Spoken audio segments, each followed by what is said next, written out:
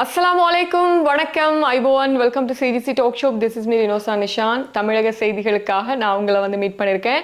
தமிழ்நாட்டில் யாராச்சும் எங்களுடைய செய்திகள் பார்க்குறீங்க அப்படின்னா கீழே ஒரு கமெண்ட் பண்ணுங்க. ஹாய் அக்கா, நான் இங்கேருந்து பேசுகிறேன் அப்படின்னு சொல்லிட்டு போடுங்க. நிறைய பேர் கும்பகோணம், அதுக்கப்புறம் தென்காசி போன்ற இடங்கள்ல இருந்து பார்க்குறீங்கன்னு நினைக்கிறேன். புதுசாக இணையறவங்க எங்களுடைய டீமில் சேர்ந்து எங்களுடைய வியூவர்ஸோட நீங்களும் சேரணும்னா கீழே கமெண்ட் பண்ணுங்க. சேம் டைம் சப்ஸ்கிரைப் பண்ணிட்டு எங்களோட இணைஞ்சு கொள்ளலாம். அதே நேரத்தில் ஒவ்வொரு நாளும் மத்தியான நேரத்தில் நாங்கள் தமிழக செய்திகளை ரொம்ப ஷார்ட்டாக ரொம்ப ப்ரீஃபாக கொடுக்கறதா இருக்கும். ஸோ தமிழ்நாடு அரசு பரபரப்பாக இருக்கு, ஒரு நல்ல ஒரு இன்ஸ்பிரேஷனாக இருக்கு அப்படிங்கிறதுக்காக சில செய்திகள் உங்களுக்கு கொடுக்கறதுக்காக இருக்கேன். சரி, இப்போ பொதுவாக நம்ம கவர்மெண்ட் ஆஃபீஸு, ஸ்கூலு, இந்த மாதிரியான சில இடங்கள்ல அரச உத்தியோகத்தர்கள் டைமுக்கு வர மாட்டாங்க, டைமை வேஸ்ட் பண்ணுவாங்க, நினைச்ச டைமுக்கு ஒர்க் பண்ணுவாங்க அப்படிங்கிற ஒரு பிரச்சனை இருக்கும். சிஎம் ஆக பதவியேற்ற உடனே திரு விஜய் அவர்கள் செஞ்ச முதல் வேலை என்னன்னு பாத்தீங்கன்னா டைமுக்கு ஒர்க் பண்ண வர்றது. காலையில எந்திரிச்சு ஈவினிங் வரைக்கும் தலைமை செயலகத்துல இருந்தே ஒர்க் பண்றது அப்படிங்கிறது இந்த 10 நாளைக்கு மேல அவர் பண்ணிட்டு இருக்கிற ஒரு விஷயமாக இருக்கு.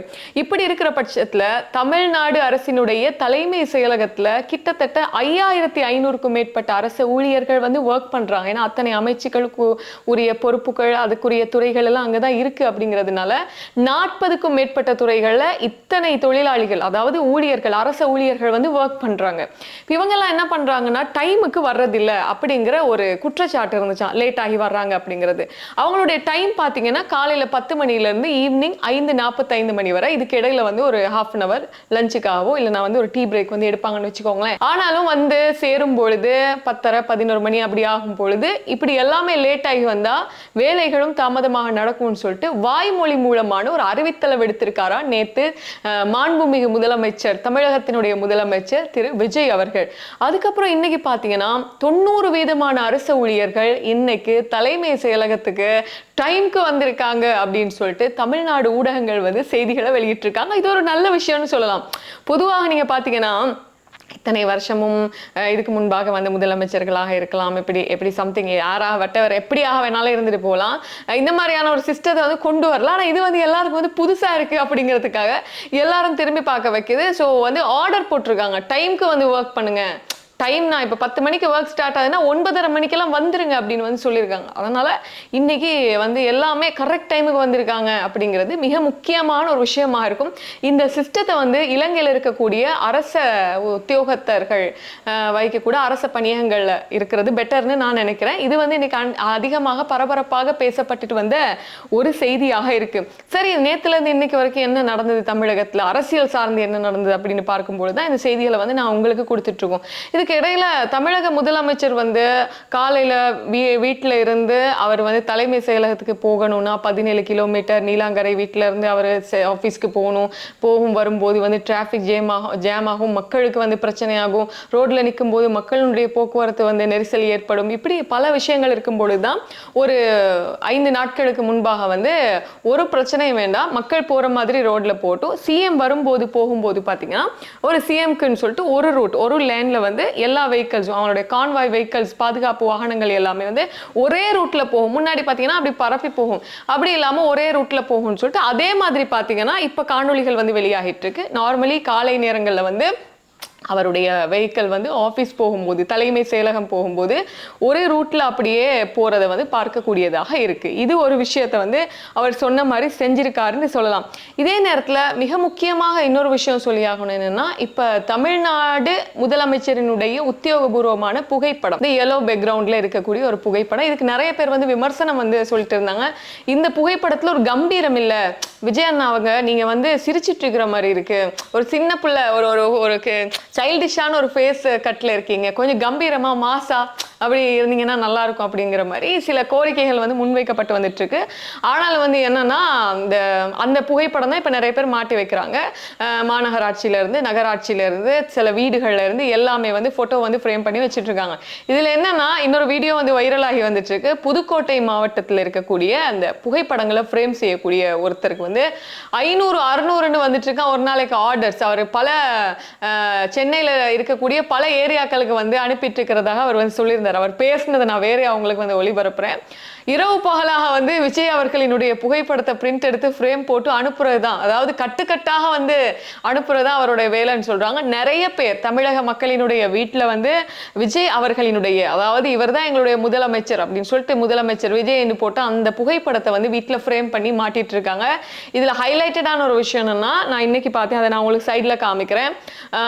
தமிழகத்துல சாமி படங்கள் விற்கக்கூடிய கடைகள் இருக்கு இல்லையா, அந்த கடைகள்ல கூட விஜய் அவர்களுடைய புகைப்படம் வந்து சாமி படங்களுக்கு அதிகமாக வைக்கப்பட்டிருக்கிறதாக பல பரபரப்பு செய்திகள் வந்துட்டு இருக்கு. காணொலிகளும் வந்து வெளியாகி வந்துட்டு இருக்கு. இந்த காணொலிகளை வந்து நான் காட்டிட்டு இருக்கேன். என்னன்னா, அந்த அளவு புகைப்படங்கள் வந்து அவரை வந்து மக்கள் விரும்புறாங்க. அவரை வந்து வீட்டுல ஒரு ஃப்ரேமா வந்து மாட்டணும், இவர் தான் எங்களோட முதலமைச்சர், ஒரு இன்ஸ்பிரேஷனா இருக்கணும், ஜென்சி கிட்டுக்கு வரப்போற கிட்டுக்கு வந்து ஒரு ஒரு இதா இருக்கணும், தன்னம்பிக்கையை கொடுக்கணும் அப்படிங்கிறதுக்கு மாதிரி அந்த புகைப்படத்தை மாற்றாங்களோ என்னவோ, இது வந்து அதிகமாக பேசப்பட்டு வந்துட்டு இருக்கு. நாகப்பட்டினம் மாவட்டம் வேதாரண்யத்திலேருந்து எனக்கு இந்த ஆர்டர் வந்திருக்கு. எனக்கு வந்து 500 பீஸ் இப்போ ஆர்டர் கொடுத்துருக்காங்க. நான் வந்து புதுக்கோட்டை மாவட்டத்தில் இந்த ஃப்ரேம் கடை வச்சுருக்கேன். எனக்கு வந்து இந்த ஆர்டர் இப்போ நிறையா வந்துக்கிட்டு இருக்குது. எல்லா மாவட்டத்துலேருந்து நிறையா ஆர்டர் வந்துட்டு இருக்கு.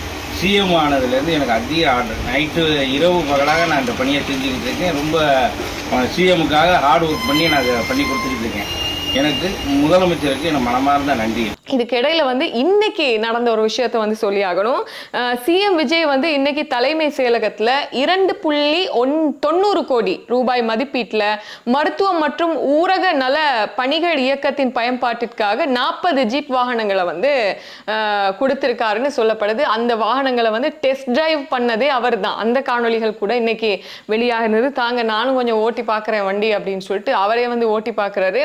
இது என்னன்னா, தமிழ்நாட்டில் இருக்கக்கூடிய அரசு மருத்துவமனை, தனியார் மருத்துவமனைகள்ல சரியாக சிகிச்சை நடக்குதா இல்லைன்னா வேற சரி பிரச்சனை இருக்கா அப்படிங்கிற கண்காணிக்கிறதுக்காக இந்த வாகனங்கள் வந்து கொடுக்கப்பட்டிருக்கிறதாக தமிழ்நாடு அரசு வெளியிட்ட ஆணையில வந்து எழுதியிருக்கு. நான் அதை சைட்ல வந்து உங்களுக்கு காமிக்கிறேன். இது ஒரு விஷயம் வந்து இன்னைக்கு அதிகமாக பேசப்பட்டு வந்துட்டு இருக்கு. நேத்து நடந்த ஒரு விஷயம் என்னன்னா, தமிழகத்துல இருக்கக்கூடிய 75 அரசு பள்ளிகளுக்கு 80.64 கோடி ரூபாய் இந்திய மதிப்பிலான 80.64 கோடி ரூபாய் கூடுதல் வகுப்பறைகளும் ஆய்வகங்களும் கழிவறைகள் உட்பட பாடசாலைகள் இருக்கக்கூடிய உட்கட்டமைப்பு வசதிகளை மேம்படுத்த ஒதுக்கப்பட்டிருக்கு அப்படின்னு சொல்லிட்டு தமிழக அரசு அரசாணை வெளியிட்டிருக்காங்க. அதாவது தமிழகத்தில் இருக்கக்கூடிய 75 அரசு பள்ளிகளுக்கு இப்போ நீங்க போய் பார்த்தீங்கன்னா அரசு பாடசாலைகள் வந்து அழகாக வகுப்பறைகள் இருக்காது, ரெஸ்ட் ரூம் இருக்காது, எல்லாமே வந்து அலங்கோலமாக இருக்கும். இதெல்லாம் நீங்க வந்து புதுப்பிச்சு மறுசீரமைங்க அப்படின்னு சொல்லிட்டு 80.64 கோடி ரூபாய் வந்து, அதாவது 80.64 லட்சம் ரூபாய் வந்து ஒதுக்கப்பட்டிருக்கு அப்படிங்கிறது மிக முக்கியமான ஒரு விஷயமாக இருக்கு. அதுக்கப்புறம் இன்னொரு விஷயம் என்னன்னா, நேத்து அதிகமாக வைரலான ஒரு விஷயம் வந்து, நேத்து சிஎம் அவர்களினுடைய அறையில், அதாவது தமிழக முதலமைச்சர் அவர்களுடைய ஆபீஸ் ரூம்ல பாத்தீங்கன்னா மாற்றுத்திறனாளிகளுக்கான ஒரு மாநிலங்களவை ஒரு கூட்டம் நடந்திருக்கு. இதுல டாக்டர்ஸ்மார் கொஞ்சம் கலந்துக்கிட்டு இருக்காங்க. அவங்களோட கூப்பிட்டு வச்சு பேசியிருக்காங்க. இதுல அந்த மாற்றுத்திறனாளிகளுக்கான அந்த சங்கத்தினுடைய ஒரு குறிப்பிட்ட ஒருத்தர் நிர்வாகி என்ன பண்ணிருக்காருன்னா, டாக்டர் பி சிம்மச்சந்திரன் அப்படிங்கிறவர் என்ன பண்றாருன்னா, சிஎம் முன்னாடி, அதாவது திரு விஜய் அவர்கள் முன்னாடி வந்து டேபிள் உட்காந்து பேசிட்டு இருக்கும்பொழுது அதுக்கு ஆப்போசிட்டா அவங்க எல்லாம் இருப்பாங்க இல்லையா, அப்போ இவர் என்ன பண்றாரு, செல்ஃபி வீடியோ எடுத்து அதை அப்படியே வந்து அப்லோட் பண்ணிடுறாரு. அப்போ அது வந்து வைரல் ஆகுது. என்னன்னா, ஒரு சிஎம்மோட வந்து நீங்க பேசும்போது அது எப்படி வந்து நீங்க ரீல்ஸ் எடுத்து வெளியிடுவீங்க, இதுதான் உங்களுடைய ரீல் கவர்மெண்டா அப்படிங்கிற மாதிரி கேட்டிருக்காங்க. இப்போ இது வந்து அதிகமாக வைரலாக பரவின உடனே ஒரு குறிப்பிட்ட டெலிவிஷன் சேனல் என்ன பண்றாங்கன்னா, அந்த டாக்டர் சிம்மச்சந்திரன் அவர்களுக்கு கால் பண்ணி கேட்குறாங்க, நீங்க வந்து சிஎம் கூட மீட்டிங்ல இருக்கும்போது, அதுவும் ஒரு தனியறை சிஎம்மோட ரூம்ல இருந்து ஒரு மீட்டிங் வந்து பண்ணும்பொழுது நீங்க எது அப்படி எப்படி வந்து நீங்க செல்ஃபி வீடியோவா எடுப்பீங்க? நான் அதை அவர்கிட்ட கேட்டுட்டு தான் வந்து எடுத்தேன். 35 வருஷமாகவும் வந்து போகக்கூடிய பல முதலமைச்சர்களை நாங்க மீட் பண்ணியிருக்கோம். ஆனா பேசும்போது நாங்க பயந்து பயந்து பேசுவோம், பேச விட மாட்டாங்க, பல அதிகாரிகள் சுத்தி இருப்பாங்க. ஆனா நான் நேத்து கேட்டுட்டு தான் வந்து இது பண்ணேன், வீடியோ எடுத்தேன். அவரும் எதுவுமே மறுப்பு தெரிவிக்கல, அவர் சிரிச்சுட்டே பேசாம இருந்தாரு. இதுல ஒன்றும் இல்லை அப்படிங்கிற மாதிரி அவர்கிட்ட கேட்கவும் அவர் வந்து ஒரு பதில் சொல்லியிருந்தார். அதே முடியுமா இருந்து நான் அதை வந்து ஒளிபரப்புறேன். Hello sir, சிம்மச்சந்திரன் சாருங்களா? ஆமாங்க சார், இன்னைக்கு சிஎம் சந்திச்சீங்க இல்லைங்களா? ஆமாம் சார். அது உள்ள ஒரு மீட்டிங்கில் இருக்கும் போதே வீடியோ எடுத்து போட்டு சமூக ஊடகத்தில் போட்டது இப்போ வைரலாக இருக்குது, பார்த்தீங்களா? சிஎம் கூட மீட்டிங்கு, மாற்றுத்திறனாளிகள் நலன் சார்ந்த ஒரு மீட்டிங்கில் இப்படி வீடியோ எடுத்திருக்காரு அப்படின்லாம் இப்போ சமூக ஊடகத்தில் போடுறாங்க. என்ன நடந்துச்சு சார்? இல்ல சார், நான் தான் வந்து ஒரு போட்டோ எடுத்தா அது வீடியோ கிளிக் ஆயிடுச்சு. அது அப்படியே எடுத்து வந்தேன். இப்ப நாங்க சந்திச்சோன்றதுக்காக அதை நான் வந்து எங்க குரூப்ல போட்டேன். சரிங்க சார். அவ்வளவுதான் சார், வேற ஒண்ணும் பண்ணல சார். சரி அவங்க ஆஃபீஸ்ல இருந்து ஏதாவது சொன்னாங்களா? சிஎம் ஆஃபீஸ்ல இருந்து மீட்டிங்ல இது மாதிரிலாம் பண்ணக்கூடாதுன்னு ஏதாவது சொன்னாங்க? அதெல்லாம் எதுவும் யாருமே இல்ல சார். அதுவார நான் அவர்கள் சிஎம் மீட் வர சொல்லிட்டு வந்தேன். இது வரைக்கும் நான் 35 வருஷமா நான் பல சிஎம் பார்த்தேன். ஓகே. இது வரைக்கும் நாங்க பேசும்போது அதிகாரிகளா இருப்பாங்க, பயந்து பேசணும் வந்தோம். ஓகே. நீங்க சுதந்திரமா பேசுறீங்க, நாங்க சுதந்திரமா வீடியோ போட்டோலாம் எடுத்துக்கணும்னு சிரிச்சாரு. நீங்க வீடியோ எடுத்தத சொன்னீங்களா சிஎம் சார்? ஆமா, அவர் பார்த்தாரு. அவரு எடுக்குதான், அவரதான் இதுதான் எடுத்தேன் நான் வீடியோ போட்டோலாம். எதுவும் சொல்றீங்களா? எதுவும் அவரும் சொல்லல.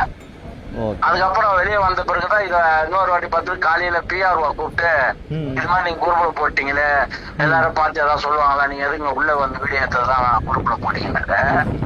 நாங்க வெளியே வரும்போது எங்களுக்கு போட்டோ கிடைக்கல சார். இது வரைக்கும் நாங்க டிஎம் சந்திச்சு வந்துட்டோம், டிவில பார்த்து எல்லாம் சந்திச்சுவான்னு கேட்டாங்க. அதனால நாங்க எடுத்து போட்டோம், நான் குரூப்ல போட்டேன் சார். வேற ஒண்ணும் பண்ணல, வேற ஒண்ணும் இது பண்ணல சார். நான் அதை பத்தி கமெண்ட் கூட அடிக்கல சார். நான் பார்த்துட்டு வந்தாலும் போட்டோம், அவ்வளவுதான். சிஎம் எதுவும் கேட்கல, பிஆர்ஓ தான் உங்களை கேட்டாங்க இல்லைங்களா? பிஆர்ஓ தான் கேட்டேன், சிஎம்ல எதுவும் கேட்கல. ஓகே, நன்றி. என்னன்னா அதுல அவரு ஒரு வயசான மனிதர். அவர் சொன்ன விஷயம்னா, இத்தனை வருட காலமும் நாங்க வந்து ஒரு முதலமைச்சரோட பேசும்போது பயந்து கொண்டு பேசுவோம் அப்படின்னா எவ்வளவு ஃப்ரெண்ட்லியாக, எவ்வளவு கம்ஃபர்டபுளா வந்து இப்போ இருக்கக்கூடிய சிஎம்மோட அவங்க பேசுறாங்க ஒரு பிரச்சனை அப்படின்னும் பொழுது இந்த விஷயம் வந்து பார்க்கக்கூடியதாக இருந்தது. இதுல வந்து அவர் எதுவுமே சொல்லல அப்படிங்கிறது மிக முக்கியமான விஷயம். இந்த காணொளி வந்து நேத்துல இருந்து அதிகமாக வைரலாகி வந்துட்டு இருக்கு. இப்படி இருக்கிற பட்சத்துல வந்து அவங்க பொருளை எடுத்து அவங்களாலே வந்து சம்பவம் பண்றது, அவங்களுக்கே சம்பவம் பண்றது அப்படின்னா விஜய் கிட்ட இருந்து கத்துக்கணும் அப்படிங்கிற மாதிரி ஒரு கொட்டை எழுத்துல ஒரு தமிழ் ஊடகம் வந்து இன்னைக்கு செய்தி வெளியிட்டு இருக்காங்க. சரிங்களா?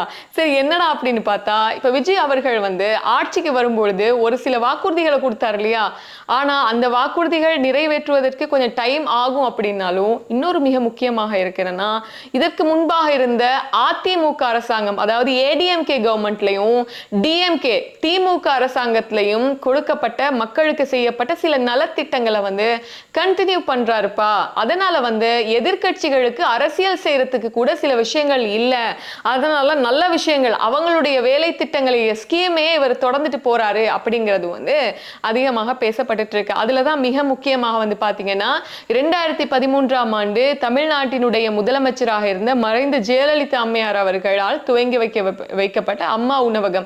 இந்த அம்மா உணவகம் வந்து சென்னை மாநகராட்சியில வந்து 300 சச்சம் இருக்கு. அதுக்கப்புறம் தமிழ்நாடு முழுக்க 600 சச்சம் அம்மா உணவகங்கள் இருக்கு. மலிவு விலையில கிடைக்கக்கூடிய உணவுகள் வந்து அங்க இருக்கிறதுனால சில இடங்கள் வந்து பூட்டப்பட்டிருக்கு. சில அம்மா உணவகங்களை வந்து பூரான், பூச்சி, அதுக்கப்புறம் அதை வேற இதுக்கெல்லாம் வந்து பயன்படுத்துறாங்கன்னு சொல்லிட்டு மதுரையை சேர்ந்த டிவிக்கு எம்எல்ஏ முஸ்தபா அவர்கள் வந்து இன்னைக்கு ஒரு பிரஸுக்கு வந்து ஒரு இது கொடுத்திருக்காரு. என்னன்னா, நாங்க போய் பார்த்தவங்க பாருங்க, டெப்பெல்லாம் உடஞ்சி போயிருக்கு, பாத்திரங்கள் இல்ல, கிரைண்டர் உடஞ்சி போயிருக்கு, எல்லாம் தூசி படிஞ்சு போயிருக்கு, நைட் டைம்ல இதை வேற விஷயங்களுக்காக யூஸ் பண்றாங்க அப்படின்னு சொல்லிட்டு களத்துக்கு விஜயம் செஞ்சு அம்மா உணவகம் தொடர்பாக அவர் பேசியிருக்காரு. அதை நான் உங்களுக்கு ஒளிபரப்புறேன். நீங்க எவ்வளவு வாட்டி முதலமைச்சரை பார்த்திருக்கீங்க? எந்த முதலமைச்சர்னாச்சும் முதலமைச்சரை போய் பார்த்த வரலாறு தமிழ்நாட்டில் பார்க்க முடியுமா?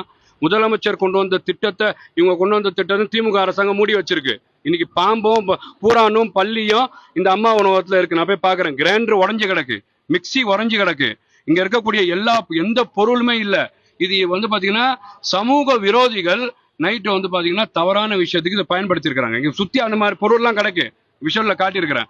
அப்போ ஒரு நல்ல திட்டத்தை, ஏழை எளிய மக்களுக்கு பயனளிக்கக்கூடிய திட்டத்தை திமுக அரசாங்கம் வேண்டும் என்று இதை வந்து பாத்தீங்கன்னா மூடி இருக்கு. இப்போ ஒரு நல்ல முதலமைச்சர், அரசியலுக்கே நாகரிகத்தை கற்றுக் கொடுக்க முதலமைச்சர் ஆனவல் சீஃப் மினிஸ்டர் அவர்கள் இந்த ஒரு நல்ல திட்டத்தை, ஏழை எளிய மக்களுக்கான முதலமைச்சர், ஜனநாயகத்திற்கான முதலமைச்சர், மக்களாட்சியை முழுமையாக மக்களுக்காக நல்ல திட்டங்களை தர முதலமைச்சர் இதை வந்து புதுப்பிக்க செஞ்சிருக்காரு. இப்படி அம்மா உணவக திட்டம் அதை வந்து நீங்க கண்டினியூ பண்ணுங்க, அதுக்கு நாங்க இவ்வளவு பெரிய ஒரு அமௌண்ட் ஒதுக்கி இருக்கோம், அதை வந்து நீங்க வந்து அதனுடைய உட்கட்டமைப்பு வசதிகளை வந்து மேம்படுத்துங்கன்னு சொல்லிட்டு தமிழக அரசு ஆணை விடுத்தது மட்டும் இல்லாம டிஎம்கே அரசினுடைய ஸ்கீம் நிறைய இருக்கு. கலைஞர் மகளிர் உரிமை தொகை, நான் முதல்வன், புதுமை பெண், அம்மா மகளிர் விடியல் பயணம் அப்படின்னு சொல்லிட்டு பல டிஎம்கேனுடைய திட்டங்கள் இருக்கு.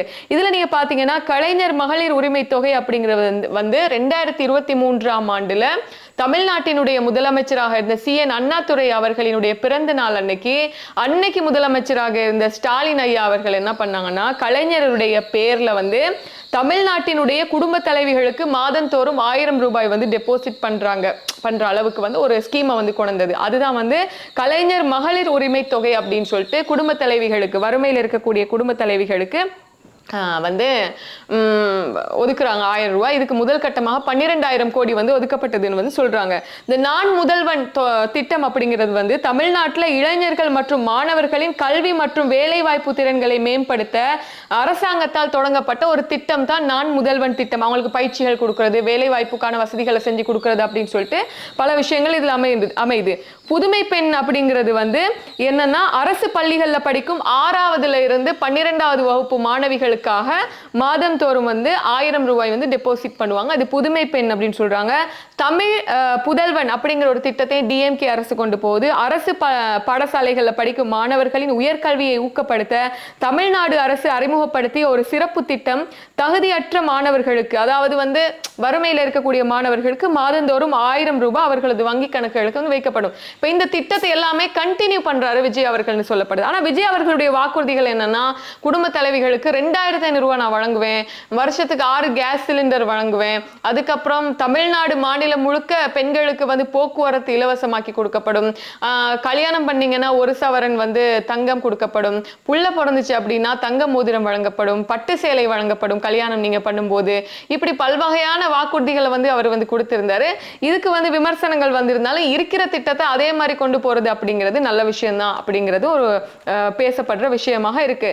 அதுக்கப்புறம் பாத்தீங்கன்னா இப்ப வந்து இந்த விசிகே, அதாவது கடைசியாக டிவிகே அரசுக்கு வந்து பெரும்பான்மையை நிரூபிக்க கை கொடுத்தது தான் டிஎம்கேயினுடைய கூட்டு கட்சியான விடுதலை சிறுத்தைகள் கட்சியினுடைய சீட். அதுவும் இந்திய யூனியன் முஸ்லீம் லீக்கினுடைய அதாவது எம்எல்ஏக்களும் இவங்க 2 அப்படின்றாங்க.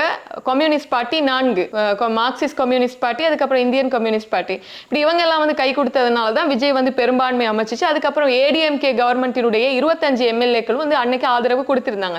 இப்ப விசிகேவில் இருக்கக்கூடிய சீட்ஸ்ல நீங்களும் வாங்க, எங்களோட வந்து தமிழ்நாடு முதலமைச்சர் விரும்புறாரு, உங்களுக்கும் வந்து ஒரு அமைச்சு பதவி, அதாவது அமைச்சரவை கொடுக்கணும்னு சொல்லிட்டு, உங்களுக்கு ஒரு பதவி கொடுக்கணும்னு சொல்லிட்டு ஆதவ் அர்ஜுனா அமைச்சர் அவர்கள் வந்து இன்னைக்கு பேசின வீடியோவும்.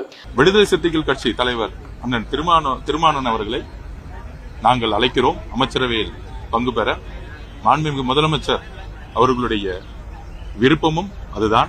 IUML நம்மளுடைய இஸ்லாமிய சகோதரர்களும் அமைச்சரவையில் இருக்க வேண்டும் என்பதை நாங்கள் பணிவன்புடன் கேட்டுக்கொள்கிறோம். அதை நாங்கள் தலைவர்களிடையும் வலியுறுத்தி இருக்கிறோம்.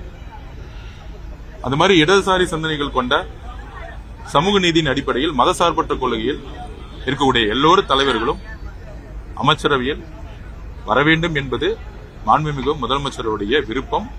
அது ஒரு கனவு. ஒரு அன்பான ஒரு எப்படி எல்லாம் ஒரு குடும்பமா இருக்குமோ அது மாதிரி அமைச்சரவை இருக்கணும்னு மாண்புமிகு முதலமைச்சர் நினைக்கிறாரு. இதுக்கு திருமாவளவன் அவர்கள் விசிகேவினுடைய தலைவர் என்ன சொல்லியிருக்காரு? ஓகே, நாங்க சம்மதிக்கிறோம்னு சொல்றாரா இல்லையா அப்படிங்கறத இன்னைக்கு மிகப்பெரிய கேள்வி. யோசிச்சு பார்த்து சொல்றோம்னு சொல்றாங்க. ஒருவேளை திருமாவளவன் அவர்களுக்கும் வந்து ஆட்சி, அதாவது வந்து அமைச்சு பொறுப்புகள் ஏதாவது கொடுக்கப்படும் சொல்றாங்க. திருமாவளவன் அவர்கள் பேசினதும் ஆதவ் அர்ஜுனா அவர்கள் பேசினதும் நான் உங்களுக்கு கொடுக்கிறேன். அவருடைய அழைப்புக்கு நான் நன்றி சொல்ல கடமைப்பட்டிருக்கிறேன். எங்கள் கட்சியின் உயர்நிலை குழு 8ஆம் தேதி மாலை 6 மணிக்கு கூடியது. ஆன்லைன் கூட்டமாக அது நடைபெற்றது இணைய வழியில். 9 மணி அளவில் அது நிறைவு பெற்றது. அந்த கூட்டத்தில் கலந்து கொண்ட பெரும்பாலானவர்கள் அமைச்சரவையிலும் இடம்பெற வேண்டும் என்கிற கருத்தை முன்மொழிந்தது அனைவருக்கும் அறிந்த உண்மை, அனைவரும் அறிந்த ஒன்று. ஆனாலும் நிறைவாக தலைவர் எடுக்கிற முடிவுக்கு கட்டுப்படுகிறோம் என்ற உறுதியை தந்தார்கள். அதன் அடிப்படையில் 9ஆம் தேதி பொதுச் செயலாளர்கள் 2 பேரோடும் கலந்து பேசி ஆட்சி அமைப்பதற்காக மட்டுமே நம்முடைய ஆதரவை நல்குவது என்கிற நிபந்தனையற்ற ஆதரவை நாங்கள் நல்கினோம். பதவியேற்புக்கு பிறகு வேளச்சேரிக்கு வருகை தந்த திரு விஜய் அவர்கள் தம்முடைய விருப்பத்தை வெளிப்படுத்தினார். அதை இப்போது மீண்டும் வெளிப்படையாக ஆதவ் அர்ஜுனா அவர்கள் வழிமொழிந்திருக்கிறார். இது குறித்து எமது முன்னணி பொறுப்பாளர்கள், பொதுச் செயலாளர்கள், மாநில பொருளாளர், முதன்மைச் செயலாளர் போன்ற முன்னணி பொறுப்பாளர்களோடு கலந்து பேசிய பின்னர் எங்கள் முடிவை அறிவிப்போம். ஆட்சியிலும் பங்கு அதிகாரத்திலும் பங்கு தான் விசிகானுடைய கொள்கை. அப்படி இருக்கும்போது யோசிக்க வேண்டிய காரணம் என்ன சார்? தாவேகா கூட்டணியில் இணைந்து நாங்கள் தேர்தலை சந்திக்கவில்லை. நாங்கள் இன்னொரு கூட்டணியில், திமுக கூட்டணியில் இடம்பெற்றிருந்தோம். அந்த கூட்டணியில் 2 இடங்களில் நாங்கள் வெற்றி பெற்றோம். தாவேகா ஆட்சி அமைப்பதற்கு 2 இடங்கள் மட்டுமே தேவை என்கிற நிலையில் எங்கள் ஆதரவை நாங்கள் நல்கினோம். தற்போது வெளிப்படையாகவே தாவேகா தரப்பிலிருந்து விடுதலை சிறுத்தைகள், இந்திய யூனியன் முஸ்லீம் லீக் ஆகிய இரு கட்சிகளுமே அமைச்சரவையில் இடம்பெற வேண்டும் என்கிற விருப்பத்தை வெளிப்படுத்தியிருக்கிறார்கள். ஆகவே அவருடைய அழைப்பை நாங்கள் மதிக்கிறோம், நன்றி சொல்ல கடமைப்பட்டிருக்கிறோம். என்றாலும் இதற்காக மீண்டும் உயர்நிலைக் குழுவை கூட்ட வேண்டிய தேவையில்லை. பொதுச் செயலாளர்கள் 2 பேர், பொருளாளர், முதன்மைச் செயலாளர்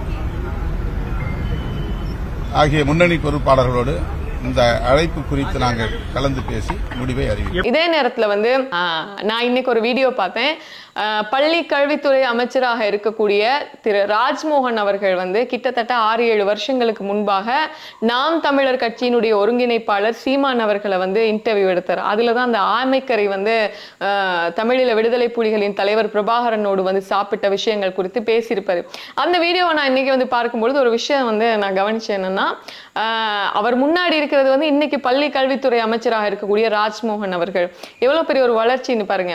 இப்ப அதுல அவர் போனது, லேட் ஆகி போனது, 28 கிலோகிராம் ஆமைக்கறி கொடுத்தது, நண்டெல்லாம் முழுசா வச்சது, இப்ப இதெல்லாம் நம்புறதா இல்லையா அப்படிங்கறதான இன்னைக்கு வரைக்கும் போயிட்டு இருக்கிற ஒரு விஷயமாக இருக்கு. சோ இதுக்கப்புறம் நேத்து வந்து இலங்கையில் இருக்கக்கூடிய நாடாளுமன்ற உறுப்பினர் ராமநாதன் அர்ச்சுனா அவர்கள் சீமானை பார்த்து வந்து பார்லிமெண்ட்ல பேசின பேச்சுக்களும் தமிழக ஊடகங்கள் வந்து செய்திகளாக போட்டுட்டு வந்துட்டு இருக்கு. ஒரு சில விஷயங்கள் தமிழ்நாட்டுக்கும் இலங்கைக்கும் இருக்கக்கூடிய உறவுகளை முறுக்கக்கூடியதாக இருக்கும், நல்லிணக்கத்தை வந்து குறைக்கக்கூடியதாக இருக்கும், ஒரு நல்ல அபிப்பிராயத்தை இல்லாமக்கக்கூடியதாக இருக்கும். சில நேரங்கள் அப்படி ஆகலாம். அதை பத்தி நம்ம அப்புறமா பேசிக்குவோம். நான் ராஜ்மோகன் அவர்களை பத்தி தான் நினைத்து பார்த்தேன். எவ்வளவு பெரிய ஒரு வளர்ச்சி அப்படின்னு சொல்லிட்டு இலங்கையில் இருக்கக்கூடிய ஊடகத்துறையிலையும் அவர் ஒர்க் பண்ணியிருக்காங்க அப்படிங்கிறது மிக முக்கியமான விஷயம். ஸோ நீங்க என்ன நினைக்கிறீங்க? இப்போ ஒரு பிரீஃபா ஒரு சில செய்திகளை மாத்திரம் தான் நான் உங்களுக்கு கொடுத்துருக்கேன். கீழே கமெண்ட் பண்ணுங்க. நன்றி மக்களே.